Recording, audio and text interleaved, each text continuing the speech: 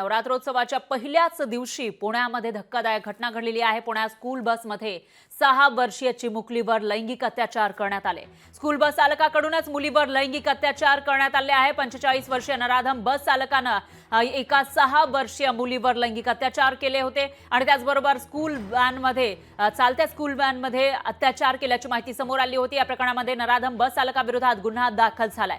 गेल्या 4 दिवसांपासून हा बस चालक तिच्यावर अत्याचार करत होता अशी माहिती आहे। तर पुणे शहरातील वानवडी भागातील ही धक्कादायक घटना समोर आली आहे। आरोपी बस चालकाने आणखी काही मुलींवर अत्याचार केल्याची ही माहिती समोर येते आहे। एकीकडे स्त्री शक्तीचा जागर होत असतानाच पुण्यातून मात्र संतापजनक असा प्रकार समोर आला आहे। सांस्कृतिक राजधानी पुण्यामध्ये नेमकं काय चाललंय असा सवाल यामुळे उपस्थित होतोय।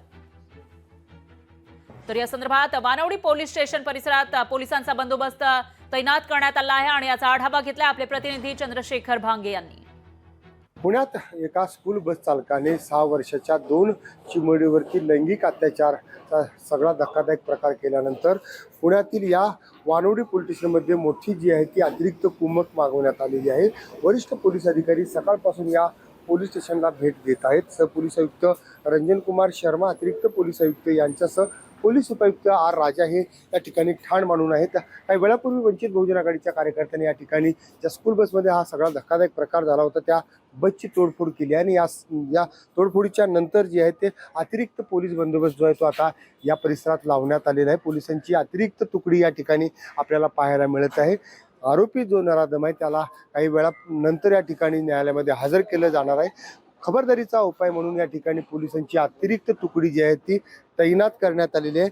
आरोपी जो आहे तो 45 वर्षीय आरोपी आहे। स्वतः स्कूल बस चालवत होता आणि त्याच्याच बसमध्ये जे आहे त्या 2 चिमुरडीवरती लैंगिक अत्याचारचा हा सगळा प्रकार केल्यानंतर शहरामध्ये एकच मोठी खळबळ उडाली आहे।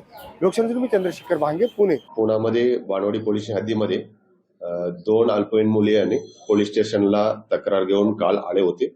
त्यांच्यामध्ये त्या बसच्या शाळेच्या बसच्या ड्रायव्हरांनी त्यांच्याशी त्यांच्या प्रायव्हेट एरियामध्ये स्पर्श केले असे एक तक्रार दिलेले, त्यांच्या आईने तक्रार दिली।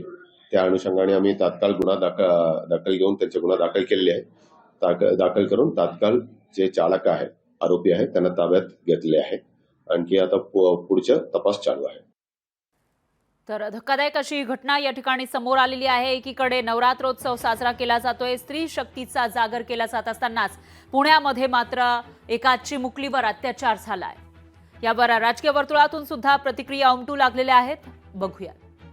ही फार मोठी विकृती ज्याच्यात कायद्याच्या माध्यमातूनच ती विकृती ठेचायला लागेल आणि त्यामुळे अधिकाधिक कडक कायदे करण्याचा शासन विचार करतोय।